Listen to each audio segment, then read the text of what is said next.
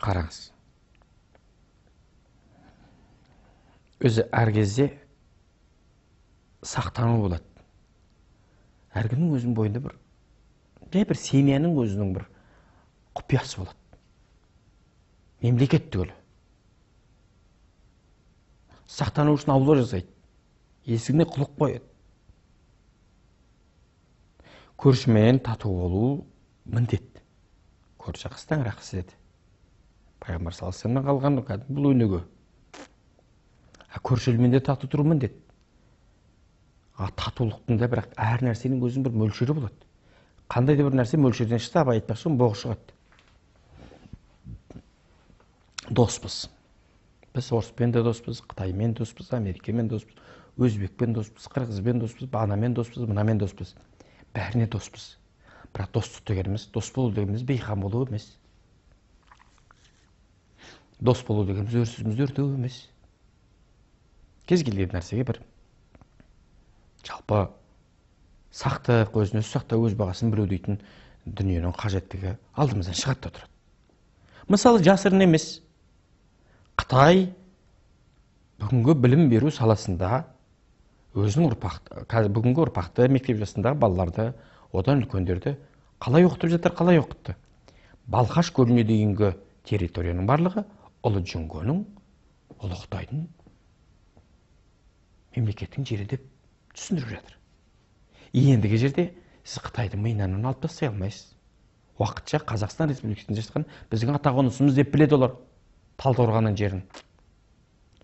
Албан Суан Найманның қонысын қазақтың шежіре тілімен айтқанда, бүгінде біздің ата-қонысымыз деп түсіндіріп жатыр. Осыдан кейін достықты аласыз ба сіз Қытайда, ағайын? Ол сенің жеріңе ата-бабаңнан қалған мұраға көз тігіп отырған. Ал жүріс, біз қорқамыз орыстан, ол жасырын емес. Ол мықты, ол бізден әлдеқайда күшті, әскери күшті де, басқа күшті де мықты. Қытай да бізден мықты. Ол жасырын емес. Бірақ сол орыстың Жириновскийдің аузымен, Солженициннің аузымен, тағы басқа делқұлдардың, еселаңдардың аузымен білесіз бе? Оралды, Қостанайды, Өскеменді, Петропавл, Павлодардың біраз жерлерін біздің ата-қонысымыз Ресейдің территориясы деп, керектісіңіз Алматыны, Верный бекінісі орыстың жері деп түсіндіріп, солай деп оқытып, санасына сіңіріп, орыстың шовинизміне салып, солай деп саналарға сіңіріп жатыр. Біз айтқан жоқпыз ғой, тоқтамыс кезінде Мәскеуді басып алған, Мәскеу біздің жеріміз деп жатқан қазақ жоқ. Біз білеміз, Орынбордың бір кезде қазақтың астанасы болғанда, қазақтың өлеңінде жүр, Орынбордың алдында тағалаған жорғадай дейтін Молдабайдың өлеңі бар. Біз бір қарсы территориялық претензия жасап жатырмыз оған. Жасап жатқан жоқпыз. Яғни бізге орыстың жанасы еді деу бекер, Қытайдың жанасы еді деп айту бекер. Өзбек ағайындар Қазақстанда өмір сүріп жатқан ешқандай жасырын емес. Біз ешқандай диаспора емеспіз. Біз ата-қонысымызда отырмыз. Сайрам Түркістан өзбектің ата-қонысы дейді. Солай дегеннің талай куәсі болдық. Ағайын, қазақ түшпейінің екеуі Өзбекстанның территориясында жатыр. Әйтеке Тамдыда жатыр, Нұратада. Бүгінде қазір Өзбекстанның территориясында. Төле би Ташкентте жатыр. Ол Өзбекстанның астанасы, ағайын. Не дейміз? Не болдық? Ағайын, етек-жеңімізді қымтамасақ біз не боламыз?